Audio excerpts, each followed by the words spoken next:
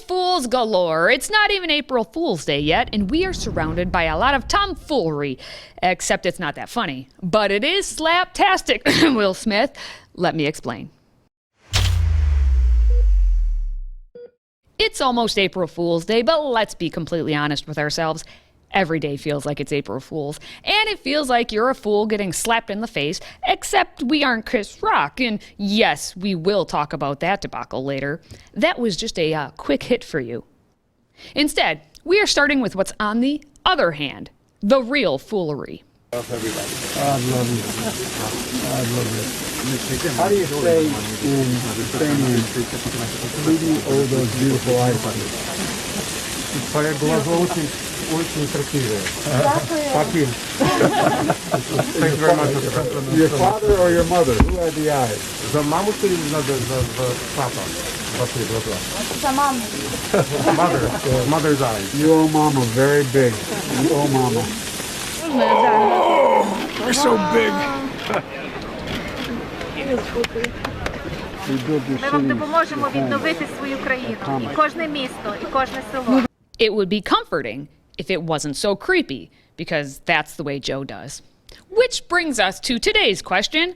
How big a fool is our president, and how big a fool are we, the people, for allowing all of this to continue? Let me know your thoughts in the comments, and if you could share this video, you'll appease your mama and prove that she did, in fact, not raise a fool.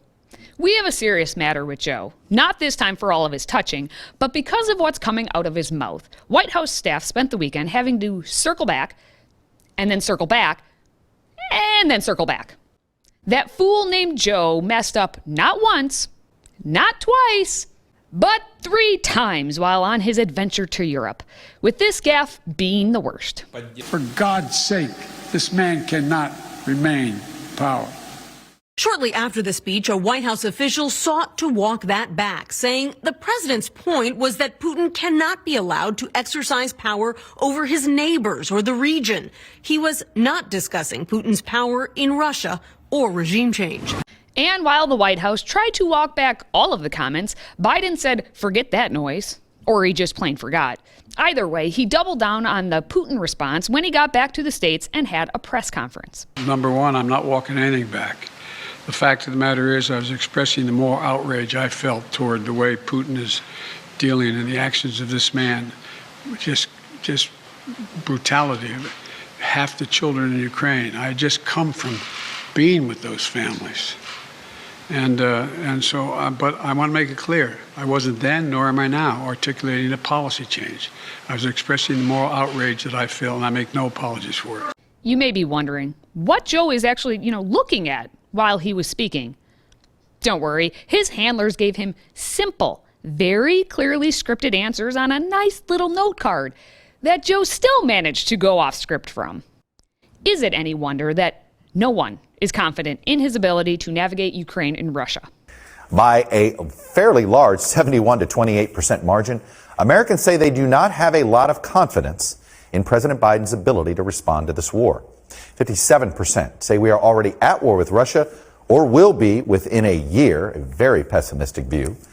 And is it any wonder that Biden's latest approval rating is the lowest it's been? No. No is the answer.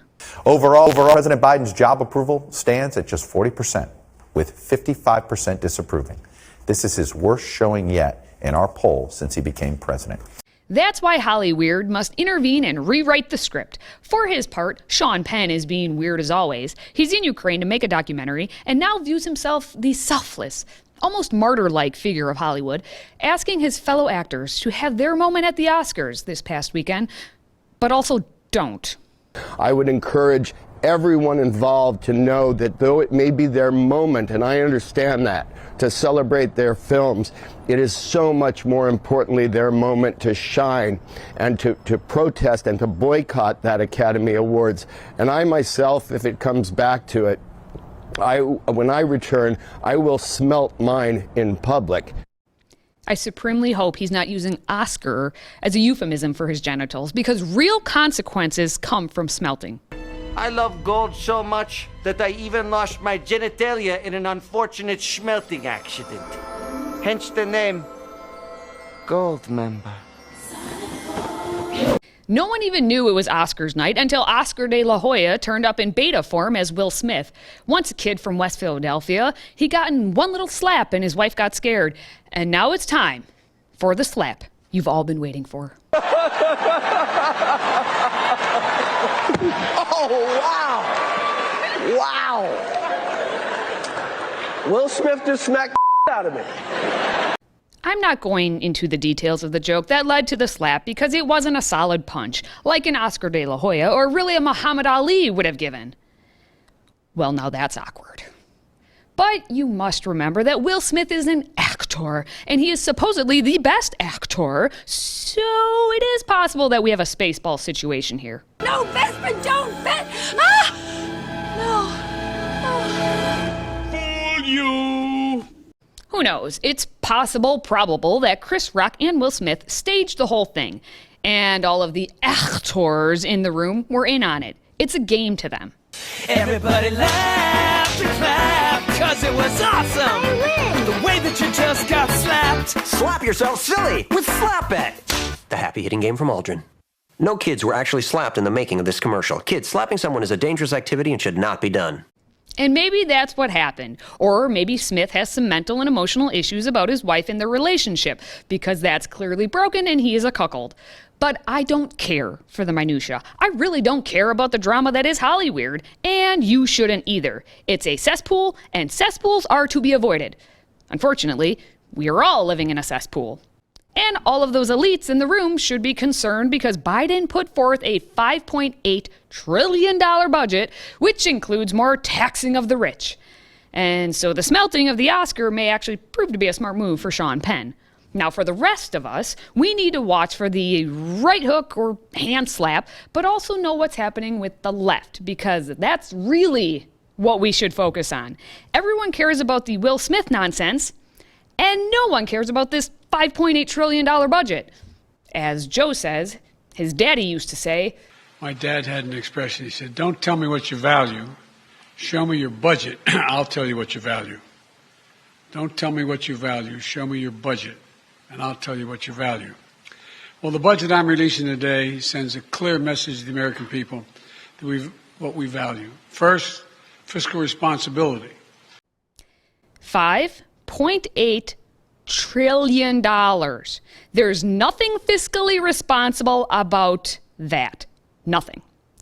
But hey, at least some of it is going to help the military stay the best. And by best, he means the military that is ordered to just leave millions of women and children behind in a country to be raped and pillaged because, well, Joe's in office. And he means a military that just changed its physical requirements, lowering them, of course, as Sergeant Major of the Army Michael Grinston, the service's top enlisted leader, explained, I'm really proud we're moving forward. We're there. We're doing it. They are indeed doing it. They are showing their focus is being woke as possible. Their definition of being the best military is being the wokest, not that which protects all, but just those who pontificate the leftist narrative, which circles back to Hollyweird and their priding of themselves. This is how they kicked off their little self-infatuation at the Oscars. The three unfunny hosts said, we're going to have a great night tonight. And for you people in Florida, we're going to have a gay night. And then they robotically said, gay, gay, gay.